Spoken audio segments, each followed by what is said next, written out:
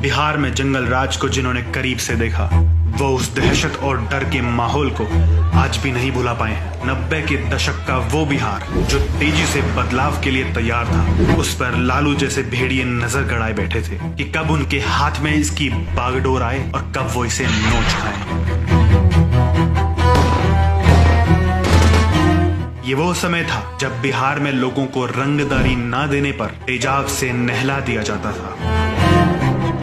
ये वो समय था जब बिहार में पुलिस वालों पर सरेआम गोलियां चलाई जाती थी। ये वो समय था जब बिहार में मासूमों का बलात्कार कर उसे सुसाइड घोषित कर दिया जाता था।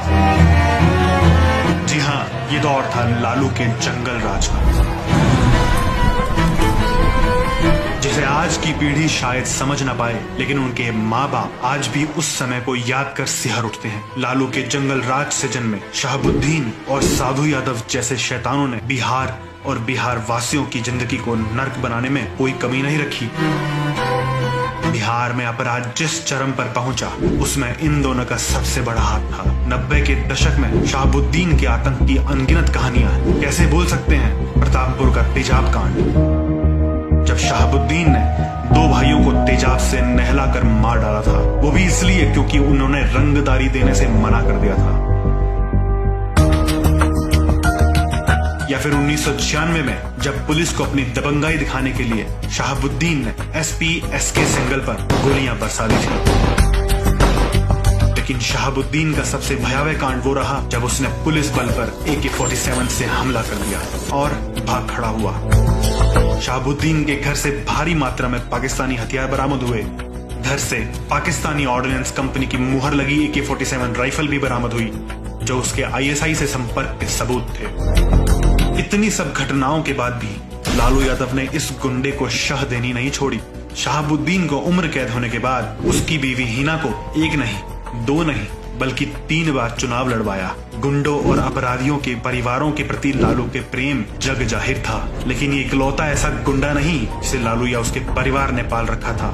लालू यादव चारा घोटाले में दोषी पाए जाने के बाद उन्होंने मुख्यमंत्री की कमान राबड़ी देवी के हाथ में रख दी। और फिर राबड़ी के साथ शुरू हुआ उसके भाई साधु यादव की गुंडागर्दी और दहशत का दौर।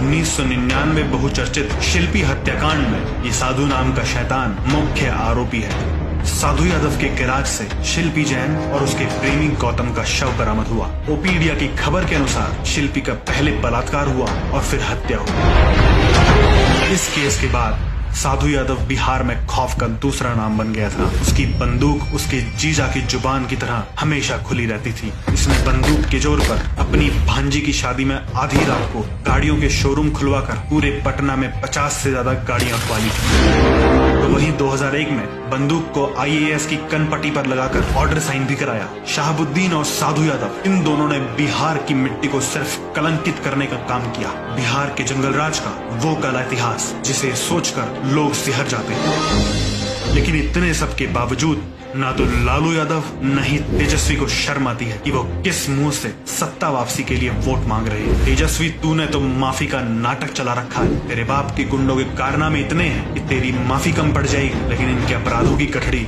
कम नहीं पड़ेगी। बिहार का भविष्य आपके हाथ में है। सहमति देने से पहले मति से काम लें।